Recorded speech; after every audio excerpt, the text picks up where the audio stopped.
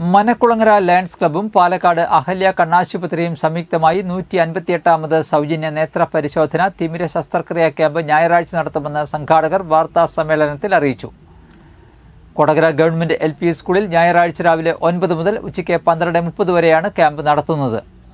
ക്യാമ്പിൽ പങ്കെടുക്കുന്നവർ Covid protocol പാലിക്കണമെന്ന് ഭാരവാഹികൾ അറിയിച്ചു. എല്ലാ മാസവും 3ാമത്തെ ഞായറാഴ്ച ഇവിടെ ക്യാമ്പ് സംഘടിപ്പിക്കുന്നുണ്ട്.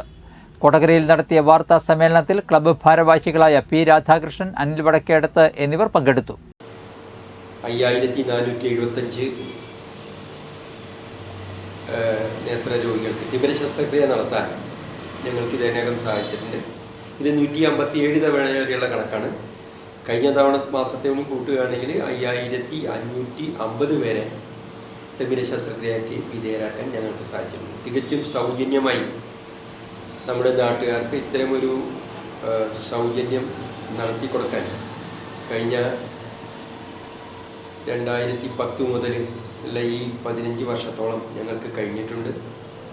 എല്ലാ മാസത്തിലും 3ാമത്തെ ഞായറാഴ്ച കാലത്ത് 9 മുതൽ ഉച്ചയ്ക്ക് 12:30 വരെയാണ് നേത്ര ക്യാമ്പ് നടത്തുന്നത്. അത് കൊടകര ഗവൺമെൻറ് LP സ്കൂളിൽ വെച്ചാണ് നടത്തുന്നത്.